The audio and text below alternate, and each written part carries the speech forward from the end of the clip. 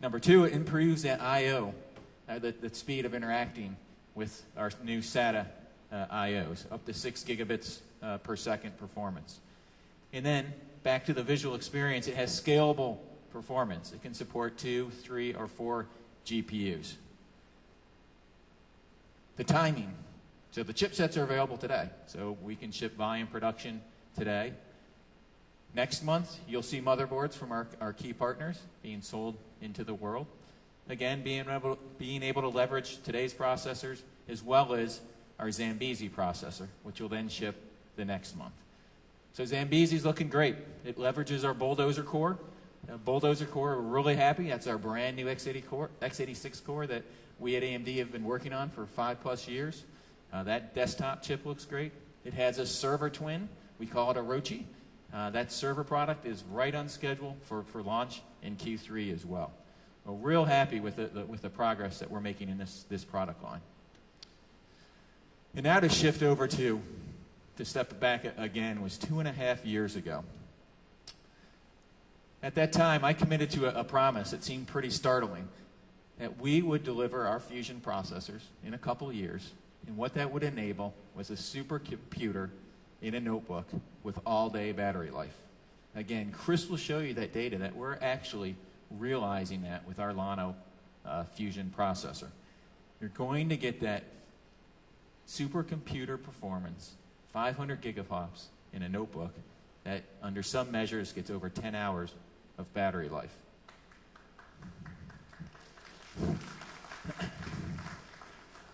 But of course, we can't sit still. So we know how this market works. Sitting still gets you killed. So we're executing on our roadmap.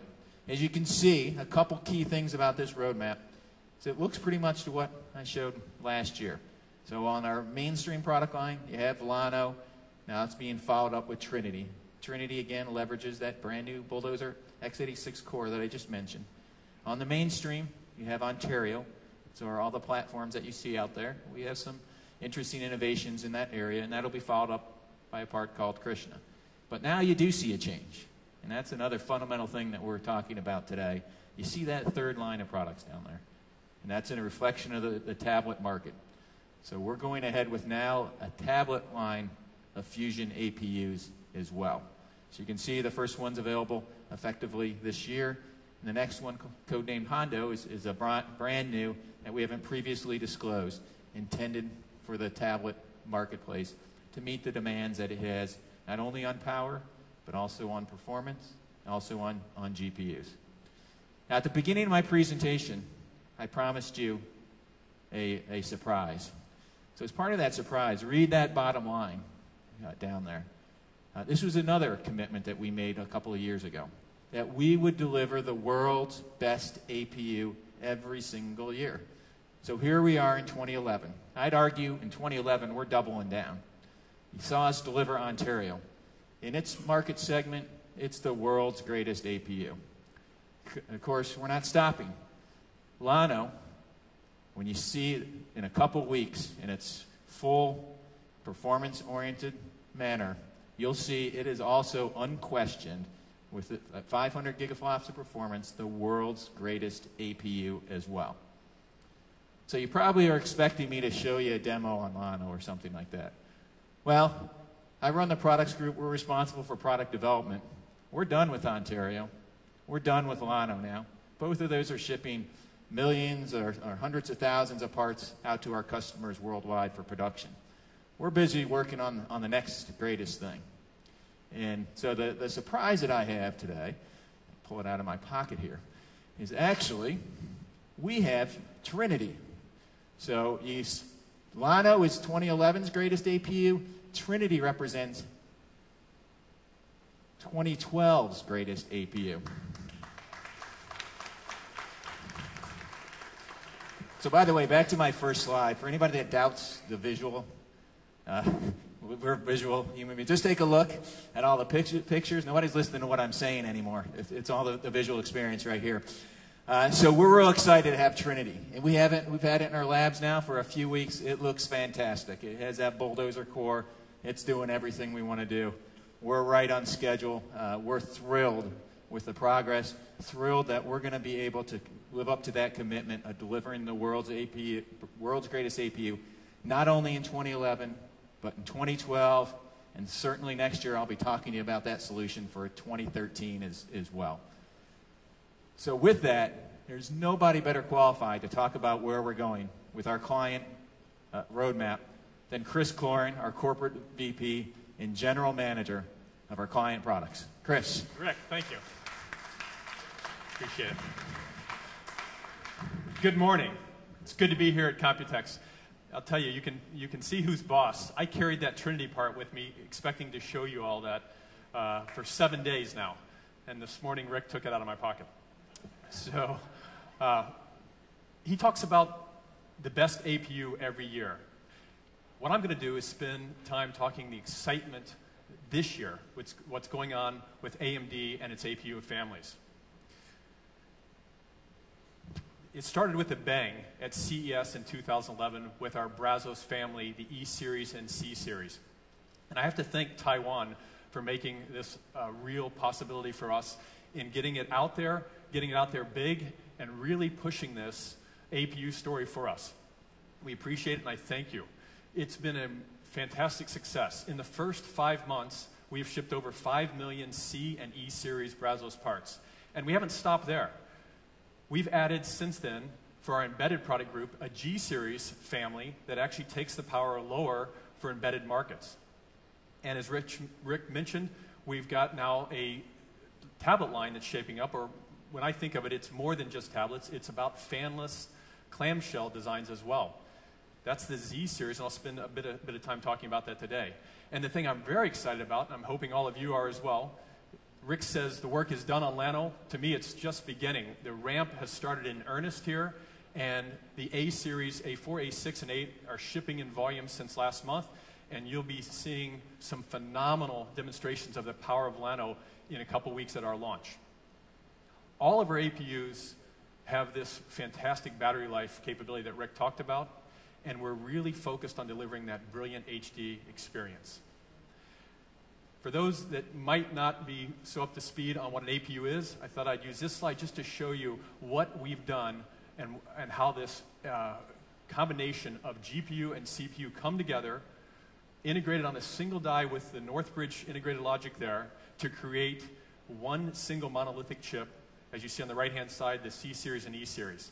75 square millimeters and up to 18 watts. Really down from there for all those other families I talked about. And the battery life. I've been at AMD now for 8 years, and I started out as the mobile guy, the notebook guy, and it was very frustrating walking into customers and having the only thing they wanted to talk about was the lack of battery life, the heat signature of the AMD platforms, the big bulky nature of them to dissipate all that heat. It's a fun discussion now. No longer do we walk into OEMs and have to spend time talking about battery life. These APU families have not only caught up, but even in many cases exceeded the competition in terms of battery life. You see the chart on the right-hand side against the Pentium 6000, the Brazos E350 now over, matter of fact, actually an outdated chart. We've got slides that are systems that are actually achieving over 11 hours. And that doesn't stop just with Brazos, the E and C series. The A series, Llano, the big guy, actually also achieves similar battery life as well.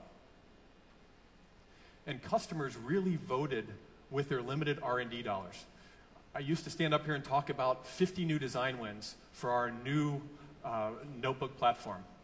We have got over 165 Brazos notebooks design wins today with our customers. In many cases, they're actually downsizing the number of SKUs that they want, and in this case, we've seen a 3x increase in terms of generation over generation SKU counts. Amazing set of designs, from 10-inch all the way up through 16-inch notebooks, a wonderful assortment of all-in-ones and small form factors. And the press has been kind as well. They've recognized and picked up that Brazos really is a big innovation for AMD. They've picked up on the battery life. They've picked up on the performance. They've picked up that it's going to be hard for the competition to catch us. And Computex this year, as David mentioned, awarded us the Best Choice Award. Fantastic results with Brazos. And again, as I said, we sold out in the first 4 months of its existence. we're now ramping that hard and delivering per the schedule. Now, shifting gears off of the E and C series, I spoke to you about our embedded business. It's a business that's not well known, but we're deeply involved with many customers and many marketplaces with our embedded group. And they have picked up on the value of these APUs. This balanced combination of GPU and CPU computing on a single die in very low power envelopes, very attractive. We've made it very good from them from an implementation standpoint, allowing 4-layer motherboards. We meet the Q7 standard in terms of footprint, really lowering the overall cost of development and production system time as well. The design wins have been amazing there as well. The 165 that I mentioned for the C and E series, we've now got over 50 design wins with the APU technology that we launched at CES this year for the embedded team. And it ranges from thin clients to industrial to medical to telephony. You name it, we're in the business. All right, I'm sure a question that many of you are looking forward to hearing, where does AMD stand on its tablet approach?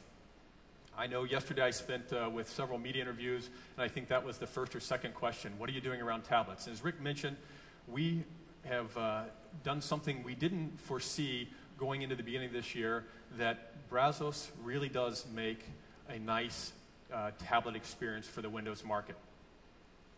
We created a part from the Brazos family we call the Z series, and it's really a lower TDP, sub 6 watts, and it allows the same type of experiences that you're expecting on a full-blown PC client, yet in a tablet footprint or even in a fanless clamshell.